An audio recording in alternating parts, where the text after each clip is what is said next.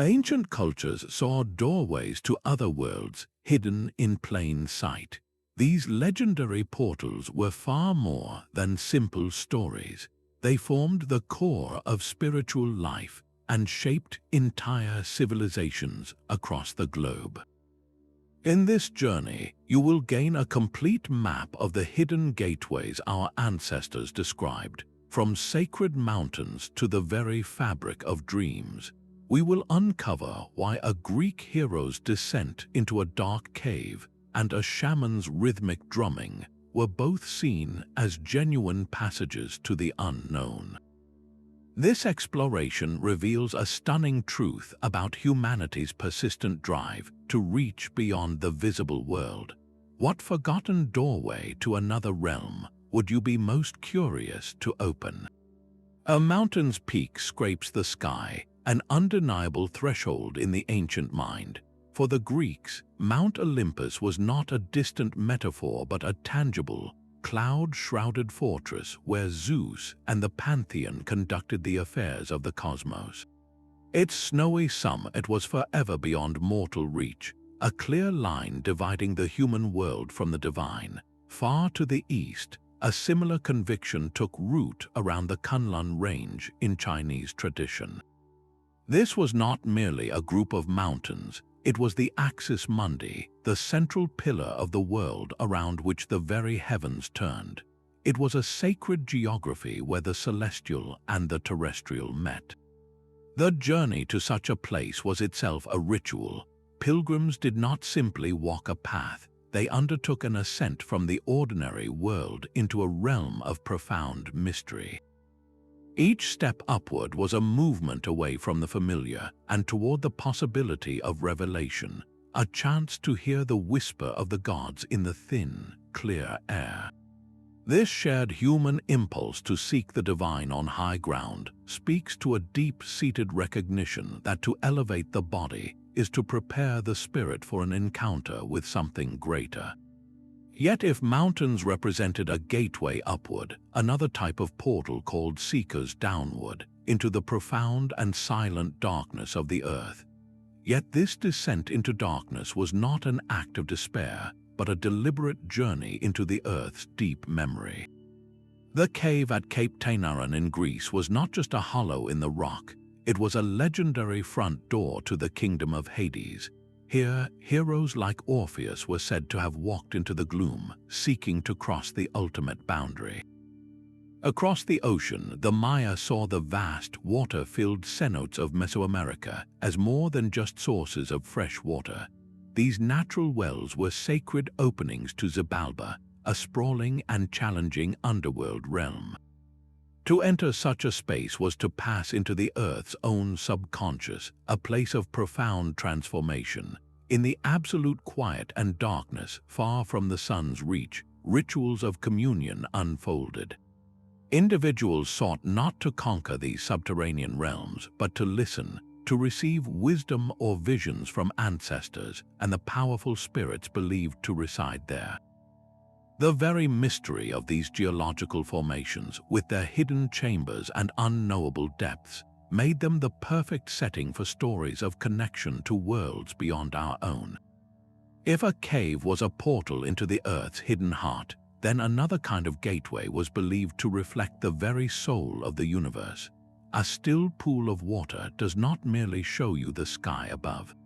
It can also reveal what lies beneath the surface of our own world. In cultures across the globe, any reflective surface held this dual nature, acting as a fragile window to dimensions just beyond our sight. Japanese tradition revered the kagami, or mirror, as far more than a simple object. It was a sacred vessel capable of revealing pure truth and connecting the living to the spirit world. Its polished surface a boundary that was meant to be seen through, not just looked at. This concept of reflection as a gateway carried a warning as well. The Greek myth of Narcissus tells of a youth who became trapped by his own image in a pool's surface. His story is a powerful allegory for the danger of this thin veil, where the sense of self can be lost and the viewer might fail to return from the other side. This practice of seeking visions in reflective surfaces, known as scrying, was a universal form of divination. From the still waters used in ancient Egyptian rites to the dark mirrors and crystal spheres of Celtic seers, individuals would gaze into these depths, waiting for the familiar world to ripple and dissolve, allowing a hidden truth to emerge. These surfaces served as powerful symbols of a permeable membrane between realities, a place where the solid world became fluid and another layer of existence could shimmer into view. Yet if a pool of water or a polished mirror could open a doorway by chance, what of the portals that were not found but deliberately built by human hands? Human hands can also build a bridge to the stars. The Great Pyramids of Giza do not simply point toward the heavens. Their very geometry was designed to channel cosmic power, serving as a ramp for the soul of the departed pharaoh to ascend and join the eternal gods. Far to the north, the monolithic ring of Stonehenge stands as a silent stone calendar. Its builders painstakingly aligned the massive sarsen stones to capture the first light of the summer solstice sunrise, a moment when the boundary between the world of the living and the realm of ancestral spirits was believed to grow thin and permeable. This was not mere astronomy, it was architecture as a key, a permanent mechanism for opening a doorway at a specific, potent time. Across ancient Mesopotamia, the great ziggurats rose like stairways toward the sky. These were not palaces for living kings but holy mountains built by human effort, their stepped sides creating a symbolic path for the gods to descend to earth and for priests to ascend toward divine wisdom. The sheer, almost unimaginable labor required to raise these structures speaks to a universal and deeply held conviction. It was a conviction that a gateway to the other world was not something to be found only in the wild, but something that could be engineered, oriented, and made permanent. What ceremonies, what hopes and fears echoed within these stone circles and towering temples during those fleeting, aligned moments when the veil was believed to part. But the most personal gateway was not built of stone but of mind and spirit. Across the world, from the frozen tundra of Siberia to the dense rainforests of the Amazon, shamanic traditions describe a profound ritual of passage. A shaman, guided by the steady, hypnotic rhythm of a drum, would enter a trance state, a deliberate shift in consciousness that allowed their spirit to travel.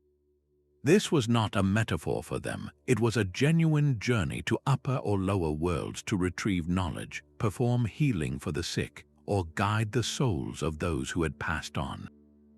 The rhythmic drumming served as a sonic key, its vibrations tuning the shaman's awareness to a different frequency, unlocking a doorway that remained firmly closed to everyday perception. In other traditions, carefully prepared ceremonial plants could induce similar states, acting as chemical keys to these spiritual gates. Yet these methods required immense skill and cultural knowledge.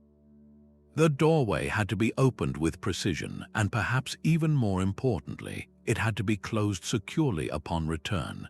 This reveals a universal understanding that such portals were powerful, temporary, and carried inherent risks. The ancient Vedic seers of India understood this principle of ritual gateways perfectly. They conducted elaborate fire sacrifices known as yajna, with every gesture, every chant, and every offering made with exacting care. The rising smoke and sacred mantras were not just symbolic, they were believed to actively forge a channel, a living conduit for communication with the devas, the radiant celestial beings. At the heart of all these practices lies a profound clue, the recurring power of sound and vibration. From the shaman's drum to the Vedic hymn, a specific resonance was thought to be the fundamental force that could momentarily rearrange the fabric of reality itself. A single syllable can hold the blueprint of the cosmos. The sacred vibration of Om in Hindu thought is not merely a word to be spoken, but the fundamental resonance from which all of existence is said to have unfolded. To chant it is not to simply make a sound, It is to actively tune one's own being to the foundational frequency of reality, a sonic key that unlocks a state of unity with the source of creation. This understanding of sound as a creative, structural force echoes across the world. For Aboriginal Australians, the entire continent is woven together by songlines, intricate pathways of ancestral memory. These are not just trails for physical travel, but a living network of stories and melodies sung into the land during the dreamtime. To walk a songline and sing its specific verses is to participate in the ongoing creation of the world, maintaining the vital portal between the physical landscape and its spiritual source. The power of sound was also understood as a final, irrevocable trigger. In Norse mythology, the god Heimdallr guards the rainbow bridge Bifrost, and he possesses the Gjala horn. Its note is not for celebration but for dissolution. When the horn is blown, its sound will crack open the sky, signaling the start of Ragnarok and unleashing the forces that end one world to make way for the next. This profound belief in sonic keys reveals a unified ancient insight that the universe is vibrational at its core, and that specific, potent frequencies could momentarily rearrange its very structure. If a sacred chant or a horn's blast could open a doorway, then so too could the universe itself, at certain potent moments in the endless turning of the stars. The cosmos itself could pull back the veil on a fixed schedule. Eclipses, solstices, and the precise dance of planets were not just celestial spectacles for our ancestors. They were moments when the machinery of the universe visibly shifted, temporarily thinning the barrier between the mortal realm and the infinite. The ancient Maya were master timekeepers, charting the cycles of Venus with breathtaking accuracy. They saw the planet's dramatic disappearance and reappearance not as simple astronomy, but as a recurring doorway opening for divine forces to cross over, a scheduled time for kings and priests to engage in communion with the gods. A solar eclipse presented a more primal and unsettling power. In that profound midday darkness, the ultimate symbol of order and life was momentarily overtaken by the mysterious and unseen. This was a time of immense potential, but also of collective caution, when normal activities would cease and communities would gather in ritual to navigate the unstable boundary between worlds. These celestial portals were unique because they were predictable, embedded in the grand, interconnected clockwork of the heavens. They provided cultures across the globe with a shared celestial calendar, offering regular, awe-inspiring opportunities for transcendence that entire societies would anticipate and prepare for. This profound connection to the external cosmos finds a stunning parallel in the most intimate gateway of all, the one that resides within the silent landscape of the human mind. But the most accessible gateway of all required no mountain climb or stone temple, only the simple act of closing one's eyes. The dream state was seen across countless cultures as a genuine portal, a nightly journey where the soul could slip its physical bonds to travel, receive messages, and access hidden knowledge.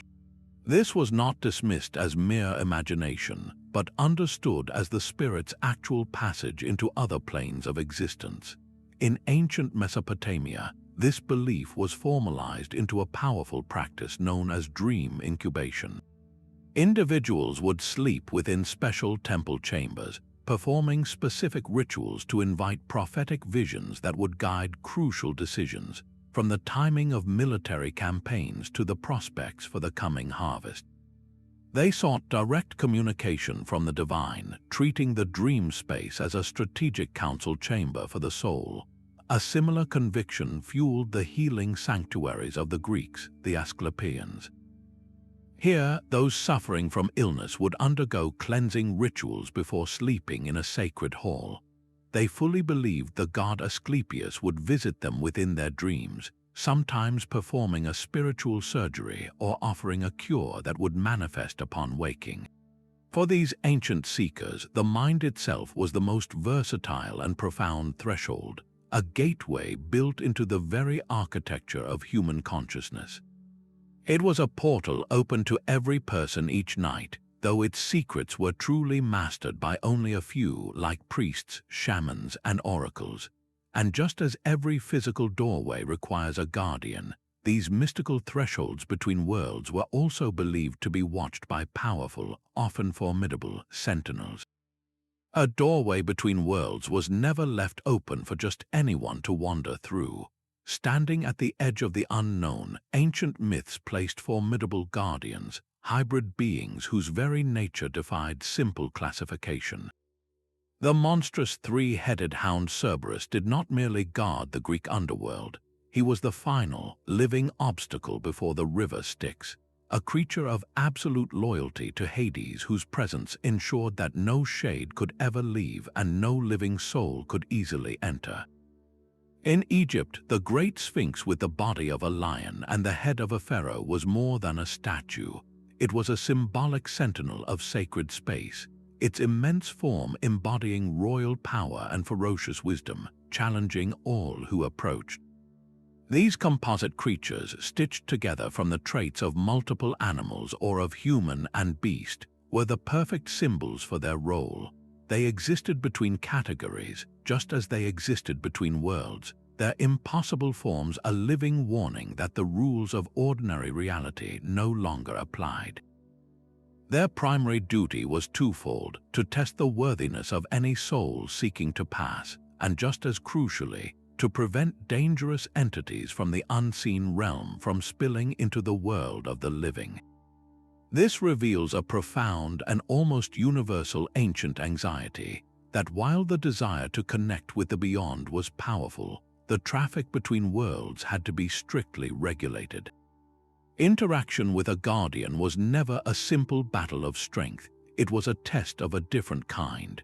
The Greek hero Heracles had to overpower Cerberus with his bare hands as one of his legendary labors, a feat of raw, heroic might.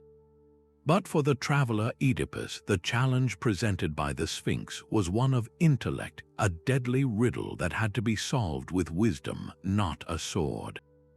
To pass such a sentinel, one had to prove they possessed the specific quality, be it courage, purity, or insight, that granted the right to cross.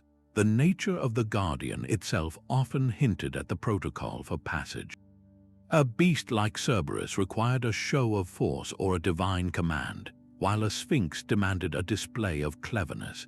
Some thresholds might only open for a specific offering or a whispered password known only to initiated priests.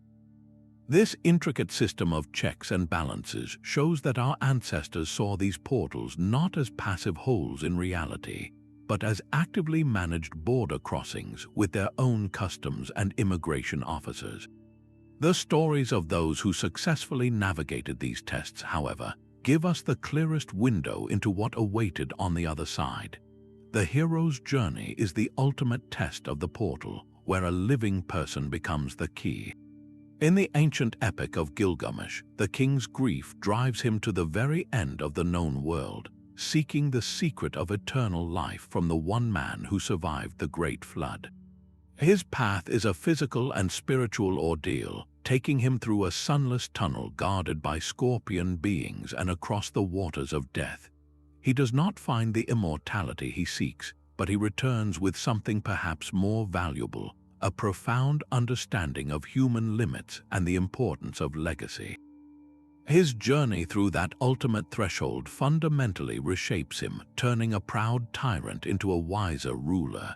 In the Greek tale of Orpheus, the key to the portal is not strength but art.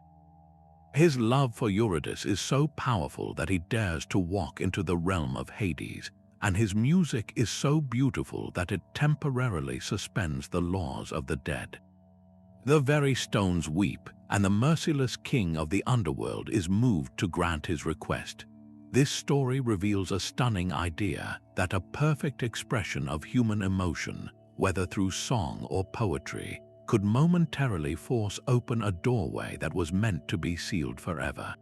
Yet the tragedy of his glance back reminds us that the rules of these passages are absolute and often cruel.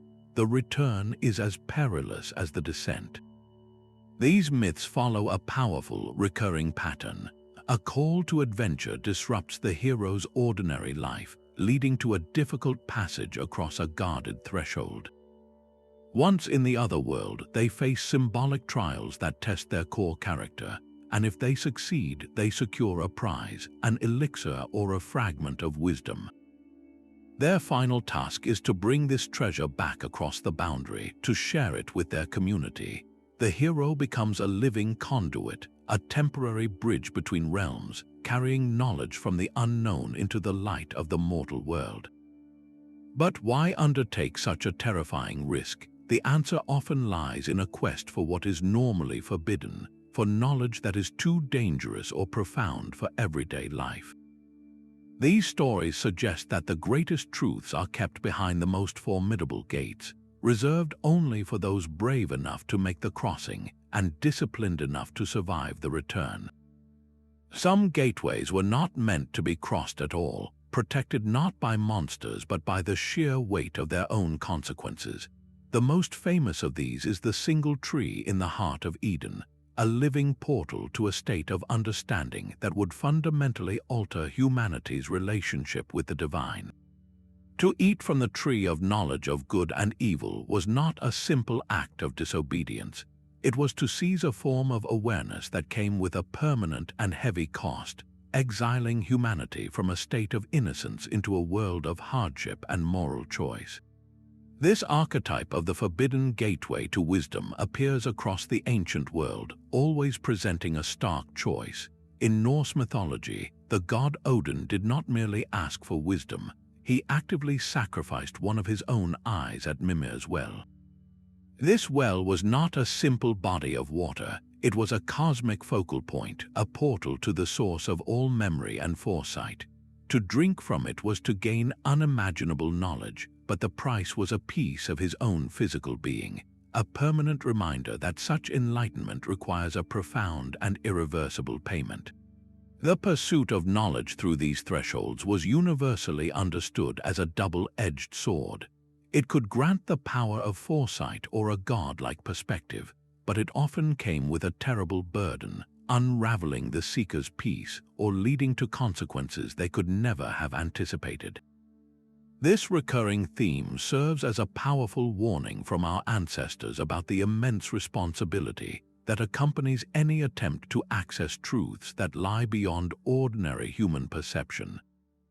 Why would anyone risk such a price? The drive was often fueled by the most profound and unsettling of all human questions, the mystery of what lies beyond the final threshold of life itself.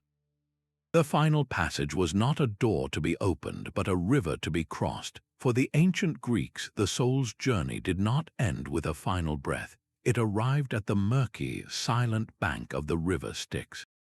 Here, the Soma ferryman Charon waited, his outstretched hand demanding a single coin as payment for the one-way voyage into the realm of Hades. This was not a journey one could ever retrace. The water itself was the barrier, a liquid boundary marking the absolute and permanent division between the world of the living and the silent, shadowed plains of the departed. A similar, though far more glorious, aquatic journey unfolded in Egyptian belief. The deceased pharaoh did not simply fade away, he joined the sun god Ra upon the magnificent solar bark, a divine vessel that sailed through the 12 perilous hours of the underworld night. This was not a passive drift, but an active, heroic navigation through regions populated by chaotic demons, with the ultimate goal of emerging triumphant with the dawn, reborn with the sun. In both traditions, whether a simple skiff or a celestial ship, the waterway defined the soul's ultimate transition. This profound symbolism prompted very practical rituals. Families in Greece would carefully place a single coin, an obol, in the mouth of the one who had passed, a final act of love to ensure their loved one could pay the fare and not be left as a restless spirit on the wrong side of the shore. In Egypt, elaborate model boats were entombed with the individual, providing a physical vessel for their spiritual voyage through the Duat, the underworld. This universal motif of a final, aquatic crossing reveals a deep human intuition about the nature of passing, A river flows only one way. An ocean stretches to a horizon we cannot see. These bodies of water became the perfect metaphor for the ultimate unknown, a journey from which no traveler returns with a report. It stands in stark contrast to the shaman's trance or the hero's quest, which were always meant to be round-trip passages. The River of the Dead was the permanent, one-way portal, and its enduring presence in our oldest stories suggests that our ancestors found a strange comfort in this image of a definitive, if mysterious, voyage. A community did not need to wait for a hero to open a gateway, for the turning of the year could do it for them. Certain portals were not permanent fixtures in the landscape, but temporary openings governed by the cosmic clock, appearing only during specific seasons, lunar phases, or annual festivals. The Celtic festival of Samhain, marking the end of the harvest and the beginning of winter, was one such profound moment. It was believed that as one year faded into the next, the barrier separating the worlds of the living and the dead grew thin and fragile like a worn veil. This was not a time of fear, but of solemn connection when the spirits of ancestors could pass through to visit their living kin. Far to the east, a similar understanding shaped the Japanese Obon festival, a joyful and reflective time when families prepare to welcome the returning spirits of their ancestors, guiding them with lantern lights and offerings. These were not chaotic hauntings, but deeply structured, culturally managed events. They transformed the potentially unsettling idea of a permeable world into a scheduled, communal celebration, a cultural agreement with the other side. This cyclical nature provided a profound comfort, turning the unknown into something predictable and approachable.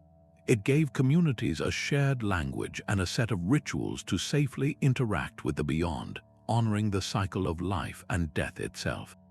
To navigate these fleeting openings, however, required a specific and carefully preserved set of tools. A magical object is a key you can carry in your pocket. Across countless traditions, these artifacts transformed the grand cosmic doorway into something intimate and personal, a power that could be held in one's own hands.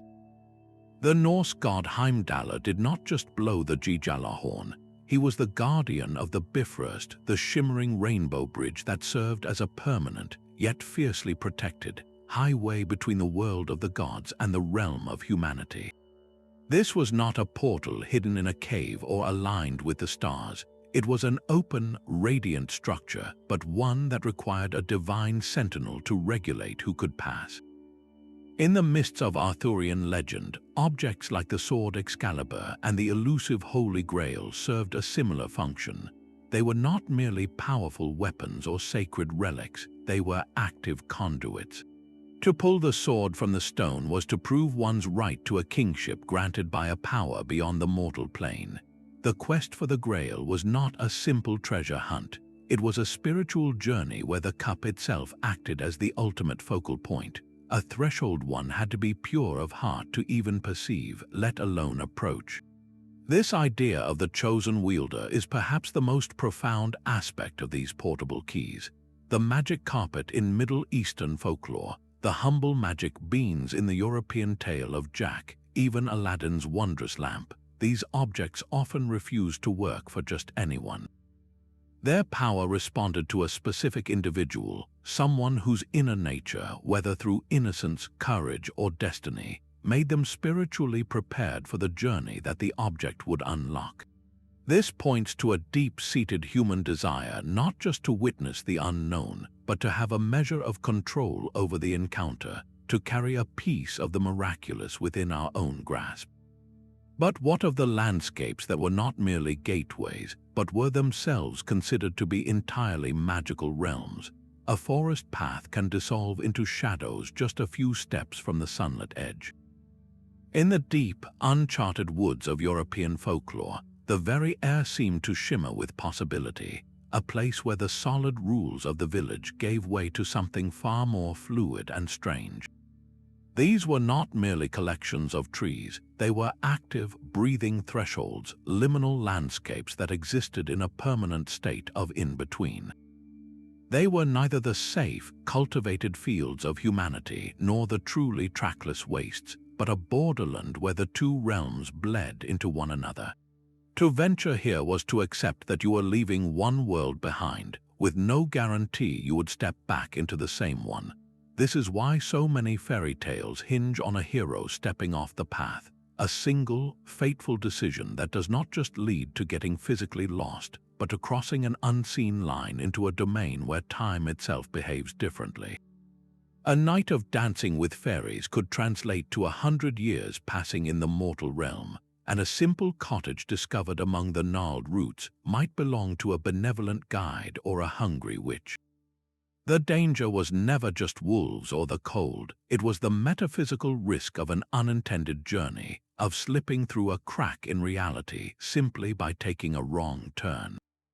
These wild, unconstructed portals held a dual nature, both alluring in their promise of adventure and terrifying in their power to erase a traveler's old life forever. While these organic gateways emerged from the untamed land, human ambition sought to replicate their power with immense precision, turning from the chaos of the forest to the perfect geometry of architecture.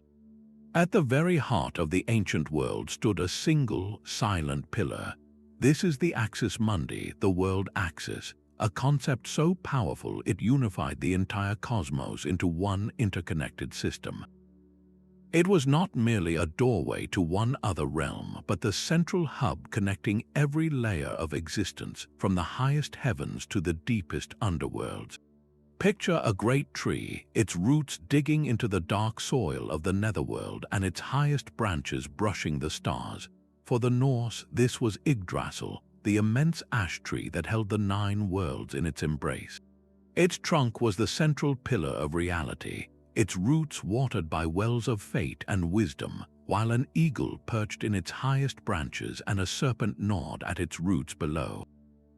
This was not a passive symbol, but a living, breathing conduit. Siberian shamans described their ritual journeys in exactly these terms. In a trance state, they would spiritually ascend a symbolic tree or a ceremonial pole, climbing from the middle world of humans to the upper world of spirits, or descending to the lower world of ancestors.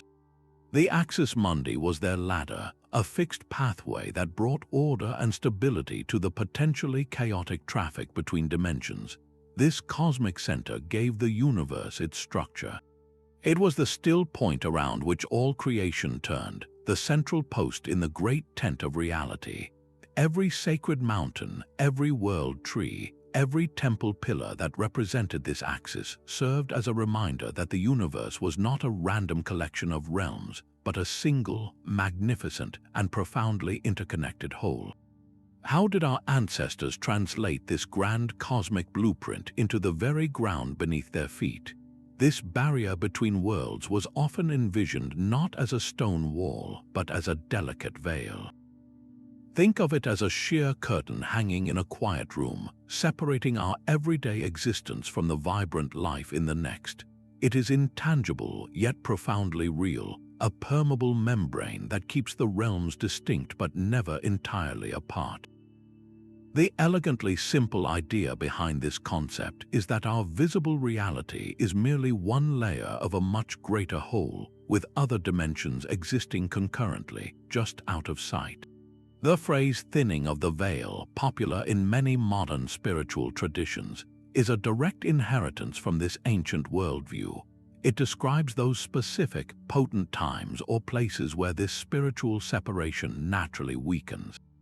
This was never considered a frightening breakdown of reality, but rather a sacred opportunity. It was a scheduled moment for communication, a chance to receive a blessing from an ancestor, or to gain a fragment of insight from the other side. This perspective suggests a universe that is deeply interactive and responsive, its layers capable of gently brushing against one another. Who, then, was believed to cross this thinning boundary most often? The most frequent travelers were the spirits of those who had come before. During festivals like Samhain or Aben, the veil was thought to grow thin enough for beloved ancestors to step through and visit their living families. But it was not only human spirits that sought passage. nature itself seemed to speak through this opening. In Celtic lore, the owls she, the powerful spirits of the mounds and forests, were especially active when the veil was thin. These beings were not inherently good or evil, but they commanded respect. Offerings of food or drink might be left outside homes to ensure their favor and a peaceful passage for the season. This practice of leaving offerings reveals a key intention behind these beliefs. It was about maintaining a respectful relationship with the entire cosmos, seen and unseen. The thinning of the veil provided a structured, ritualized way to manage that relationship, turning the vast unknown into a neighbor one could occasionally greet. A living messenger could carry a prayer across the void. While sacred sites and rituals provided the doorways, a host of specialized beings were believed to be the natural travelers of these pathways, moving between realms with an ease that was impossible for ordinary humans. Angels in Abrahamic traditions were not simply symbols of purity, they were active couriers of divine will, descending from the heavenly realm to deliver prophecies, offer protection, or enact judgment. In Islamic lore, the jinn existed in a parallel world, beings of smokeless fire who could occasionally cross into our own, acting as tricksters, guides, or sources of hidden knowledge. Far to the east, in Tibetan Buddhism, the Dakinis were dynamic, sky-going goddesses who served as fierce guardians and teachers for spiritual seekers on the path to enlightenment, bridging the human and the divine. These entities made the entire system of portals feel more tangible and operational. If such messengers existed, then the pathways they used had to be more than just metaphor. They were the spiritual infrastructure of a multilayered universe. This traffic was not limited to grand, celestial beings. Even familiar animals were seen as natural inhabitants of the threshold. The keen intelligence of the raven, the silent flight of the owl in the moonlit woods, the cunning of the fox disappearing into the mist, all these traits marked them as liminal. They seemed to operate by a different set of rules, capable of perceiving and moving through worlds that remained invisible to human eyes. This is why they so often appear in folklore as familiars to witches or as omens of a change in fortune, their presence a signal that the veil was thin and that information from the other side was close at hand. Yet the presence of these intermediaries introduced a necessary caution. The pathways between worlds were not only used by benevolent guides, the same corridor that allowed an angel to deliver comfort could, in theory, be used by a less welcome entity to cross over. This duality is a recurring theme in these ancient systems, a reminder that any gateway powerful enough to connect us to wisdom and wonder is also potent enough to carry something else entirely. The very existence of these messengers, both radiant and shadowed, suggests our ancestors understood the cosmos as a place of constant, dynamic exchange, a network of roads with traffic flowing in both directions. A portal's promise of wisdom was always shadowed by a warning of its peril. For every hero who gained enlightenment, countless cautionary tales spoke of those who crossed the threshold unprepared, inviting a terrible cost. In many traditions, approaching the spirit world without the proper rites or a purified heart was not just foolhardy. It was a direct path to losing one's mind or becoming permanently stranded in the realms beyond. The Greek story of Pandora's box is the ultimate allegory for this danger. That ornate container was not merely a box, it was a sealed gateway holding all the future hardships of humanity. Its opening was an irreversible act, a breach of divine instruction that unleashed sorrows into the world, leaving only hope trapped inside. This was not a simple punishment, but a lesson about the profound responsibility that comes with accessing forces far greater than ourselves. This understanding bred very practical taboos. Specific natural sites like a particular grove of trees, a lone hilltop, or a strangely shaped standing stone were often considered active portals and were strictly left undisturbed. To tamper with such a place was not just disrespectful, It was akin to kicking down the front door of a powerful and unpredictable neighbor. The potential consequence was not a vague spiritual penalty, but the very tangible wrath of the beings who resided there, bringing misfortune upon an entire community. These cultural prohibitions functioned as a vital safety mechanism. They were not born of simple superstition, but of a hard-won, collective wisdom about the risks of unregulated contact with the unknown. They acknowledged that while the desire to connect with the beyond is a profound human drive, the power involved is neutral and must be approached with immense care. This ever-present risk makes the ancient protocols for safe passage, the rituals and safeguards developed over generations, seem not like primitive fears, but like the careful instructions for handling a powerful and potentially volatile energy source. A soul's final journey required an expert guide. This is the role of the Psychopomp, a figure of profound importance in mythologies worldwide. These are not the rulers of the afterlife, nor are they its fearsome guardians. They are the specialized escorts, the divine navigators whose solemn task is to conduct the newly departed spirit safely through the treacherous in-between spaces and deliver it to its proper resting place. The Greek god Hermes, known for his winged sandals, was not just a messenger for the gods of Olympus. He was also the one who would gently lead shades down to the banks of the river Styx, a guide for the most vulnerable of travelers. In Egypt, the jackal-headed Anubis performed a similar, deeply reverent duty. He did not simply usher souls, he actively presided over the weighing of the heart ceremony, ensuring the individual was prepared and rightful for the voyage ahead. For the Etruscans, the formidable hammer-wielding Charon was not a figure of pure menace, but a ferryman who ensured the passage was completed. The existence of these dedicated guides points to a fundamental and widespread human anxiety. The greatest fear was not necessarily the destination itself, but the possibility of getting lost along the way. The journey between worlds was imagined as a confusing, shadowy landscape, a labyrinth where a disoriented spirit could wander for eternity, never finding peace. The Psychopomp eliminates this terrifying uncertainty. They are the ultimate embodiment of compassionate order in the face of chaos, transforming a potentially frightening and chaotic leap into a structured, supervised transition. Their presence, though often detached and businesslike, provides a profound comfort, the reassurance that no one has to make that final, mysterious crossing alone. This intricate system of spiritual logistics, designed for the soul's last voyage, finds a powerful parallel in the journeys undertaken by the living, who sought not an end but a radical new beginning. A spring bubbling from deep within the earth promised more than just water, it offered a reset for the body itself. These legendary fountains of youth and sacred wells were portals to a state of primordial vitality, a direct channel to the world's own life force. The quest for such a source became an obsession for explorers like Ponce de Leon, who ventured into unknown lands fueled by tales of a spring whose waters could reverse the passage of time itself. This was not a journey to meet a god or an ancestor, but a very practical mission to draw the ultimate earthly benefit from the unknown.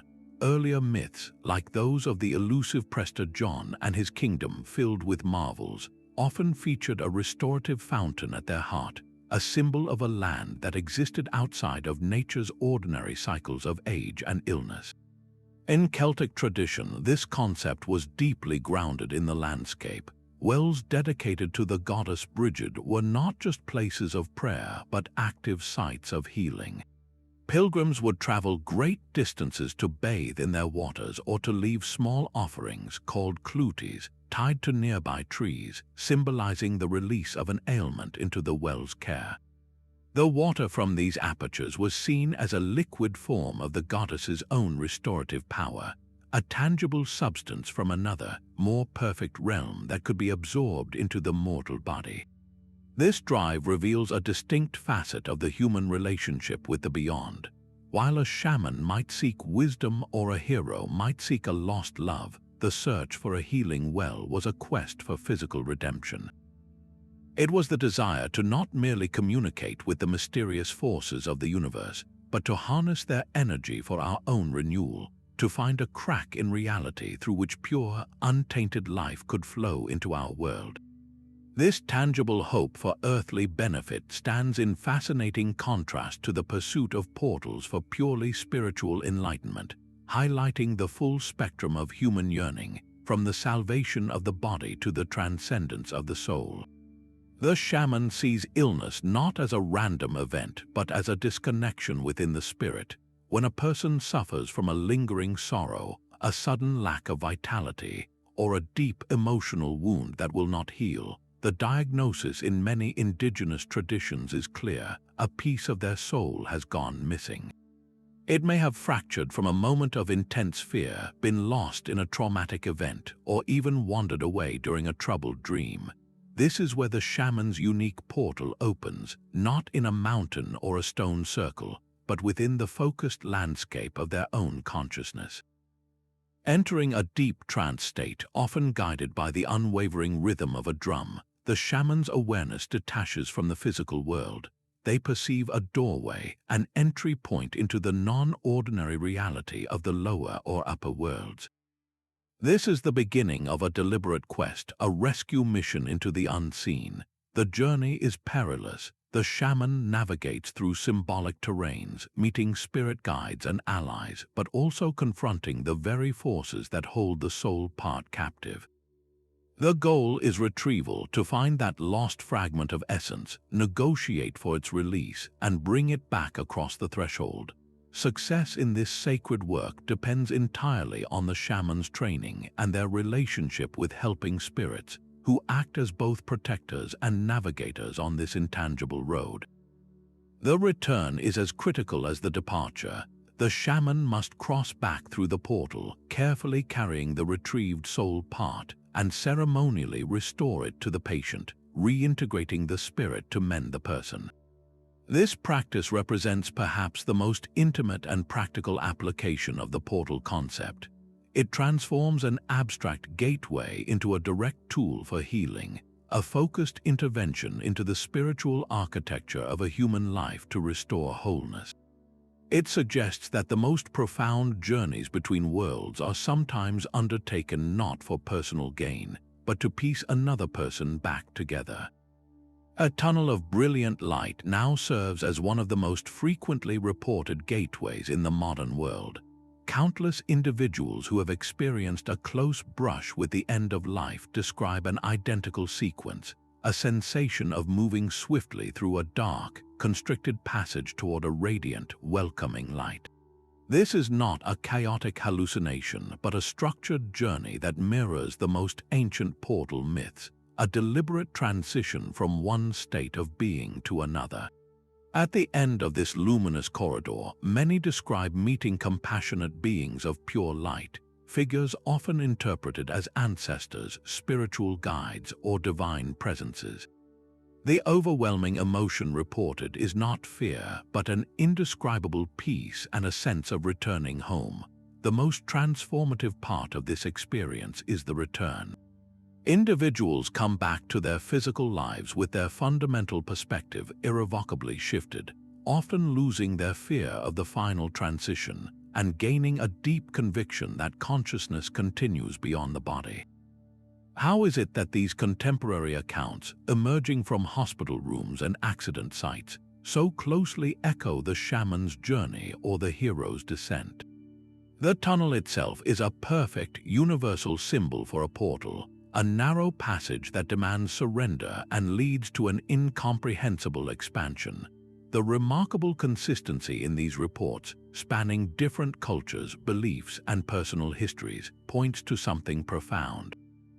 It suggests that the human psyche, at the very edge of existence, may naturally access this archetypal narrative of passage.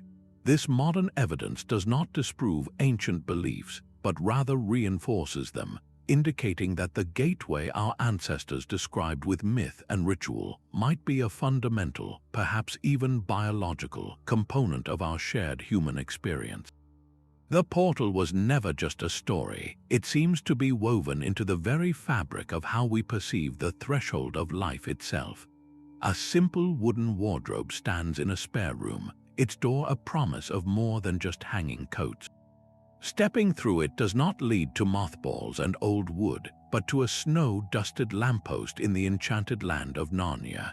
This is the modern echo of the ancient portal, a narrative device that has lost none of its power. From the dizzying fall down Alice's rabbit hole to the gleaming event horizon of a science fiction stargate, our stories remain filled with these thresholds. The technology has been updated, swapping a shaman's drum for a quantum resonator, but the core human yearning is identical, the belief that a passage exists from our mundane world into a separate, more wondrous reality. Even our most advanced theoretical physics provides a new vocabulary for this ancient dream. Concepts like Einstein-Rosen bridges or wormholes theorize shortcuts through the fabric of spacetime itself, while the many worlds interpretation of quantum mechanics suggests a near infinite number of parallel universes existing just beyond our perception. These are not so different from the world tree Yggdrasil, holding multiple realms in its branches, or the aboriginal songlines connecting a spiritual landscape. The language has shifted from the spiritual to the mathematical, but the underlying map of a multi-layered, accessible cosmos remains strikingly familiar. Our enduring cultural obsession with these stories, from blockbuster films to epic fantasy novels, reveals something profound about our collective psyche. It indicates that the longing to explore the unknown, to believe with every fiber of our being that there is far more to existence than what our ordinary senses report, is not a primitive superstition we have outgrown. It is a fundamental and permanent part of what makes us human. The portal, therefore, is far more than a relic of ancient myth. It is a living, evolving symbol, continuously reshaped to fit the contours of our current understanding, yet always pointing toward the same timeless horizon. The most profound portal may not exist in a mountain or a forest, but within the architecture of your own mind. Carl Jung, a pioneering psychologist, offered a powerful lens for understanding these ancient stories. He suggested that the portal is a universal symbol for a psychological threshold, a crossing point between our conscious awareness and the vast, uncharted territory of the unconscious. When a hero in a myth steps through a gateway into a strange new world, it often mirrors a moment of profound personal transition in our own lives. This could be a period of initiation, like moving from youth to adulthood, or a significant life change that forces us to confront who we are. The strange creatures and formidable guardians encountered on the other side can represent the hidden aspects of our own personality, the fears, desires, and untapped potentials we have yet to acknowledge or integrate. This journey through the inner landscape, which Jung called individuation, is the modern equivalent of the hero's quest for wholeness. The ultimate goal is not to slay a literal dragon, but to face the symbolic ones within, bringing the fragmented pieces of the self into a more complete and harmonious union. This psychological interpretation does not diminish the mystical power of these legends. Instead, it adds a rich, new layer of meaning, suggesting they are not just maps of external, spiritual worlds, but also detailed guides for internal transformation. The treasure the hero brings back is self-knowledge, a hard-won wisdom that benefits both the individual and their community. This means the call to adventure is not reserved for kings and shamans. That feeling of standing at the edge of a major life decision, or the unsettling sense that a chapter of your life is ending, is your own personal gateway appearing. The journey inward toward understanding your own depths is a portal that remains open to every single person, waiting for the courage to take the first step across its threshold. This enduring myth of the portal is a fundamental part of our human software.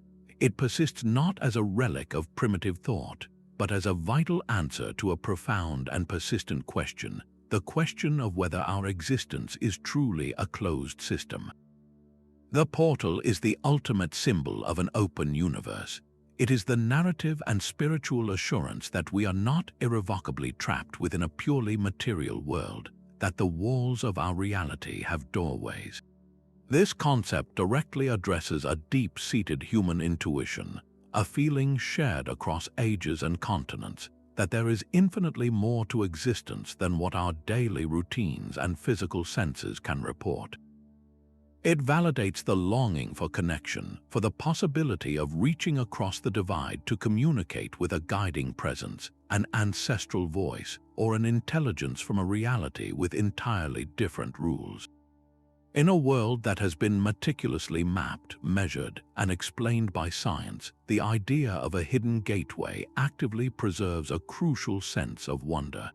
It keeps the window open for magic, for the miraculous intervention, for the stunning revelation that the boundaries we take for granted are not the final word. The portal myth tells us that the map is not the territory, and that the true territory is vaster and more mysterious than any chart could ever contain.